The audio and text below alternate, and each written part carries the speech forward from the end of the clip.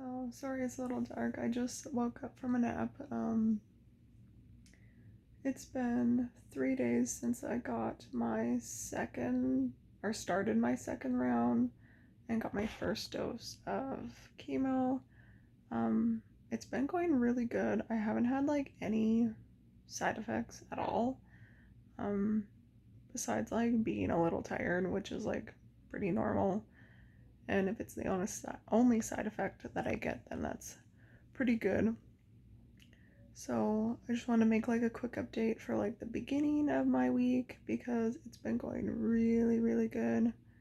I haven't had any like nausea or food aversion or anything else like that, so it's been going good. So it's the morning of my second dose of chemo for my second round. My first week went by really good. It went by like super fast. But I had like no side effects at all. So there's not much to tell you about, but I figured I'd just put in this little update. Okay, I'm gonna try making this video again. It's windy outside, so I had to bring out this umbrella to shield the phone from the wind and the sound. So I have like these printed out papers with just a little bit of information on what angiosarcoma is, because you've most likely never heard of it. So what is angiosarcoma? Angiosarcoma is a rare cancer that develops in the inner lining of blood vessels and lymph vessels. This cancer can occur anywhere in the body, but is most often in the skin, breast, liver, and spleen. So I'll insert a picture of what it looks like on the skin. And when I was diagnosed with angiosarcoma, I was in denial that that's what I really had, because what I have, or what my angiosarcoma is, it's like deep tissue. There's nothing on the surface of the skin that looks remotely like that. So it was like hard to come to terms with like that's what it really was, because it looked nothing like him. So how common is it?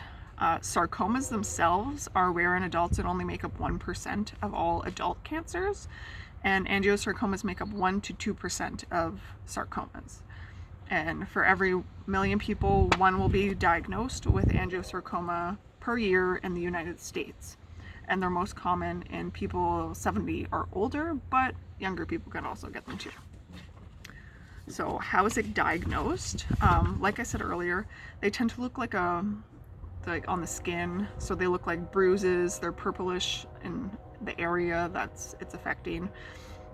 These areas can bleed easily when they're scratched or bumped, and the bruise can swell. So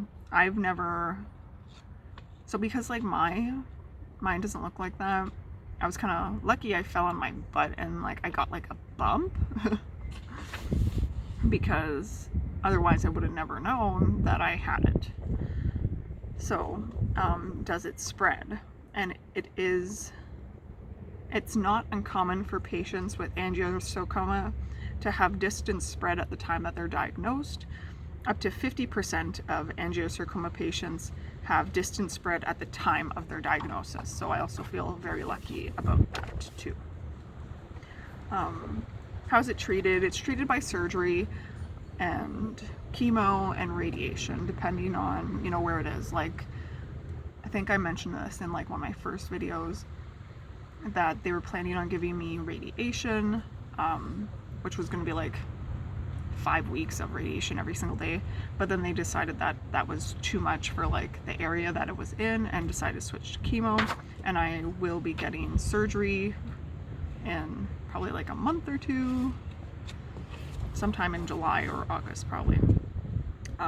So that was the information that I pulled off the internet, and the next little bits of information is sort of like what my doctors told me about like my specific like case.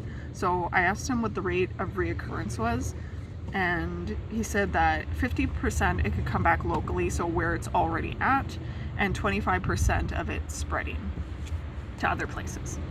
And what can I expect from my surgery? So after doing some research, after he gave me this information, I realized what the surgery is called a buttockectomy. So that's when they take out your whole gluteus our gluteus maximus. So he told me that they'd be taking out my whole gluteus maximus, and they'd be taking out the top of my hamstring as long.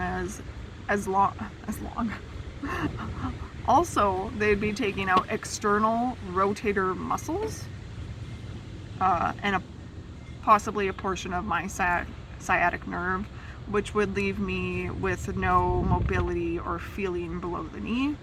And at this moment, if that's what they needed to do, I don't really care. I mean, I can always adapt, and obviously things wouldn't be as easy as they are now, but if it's gonna like prevent it from coming back or whatever, then I'm down for it. So I just wanted to make that quick video and share little bits of information, so that way if you're curious to like what it was, and trying to find sometimes like the right information online is a little bit hard. I remember like being diagnosed with angiosarcoma and like looking stuff up and not finding, I don't know, I guess like what I wanted to hear.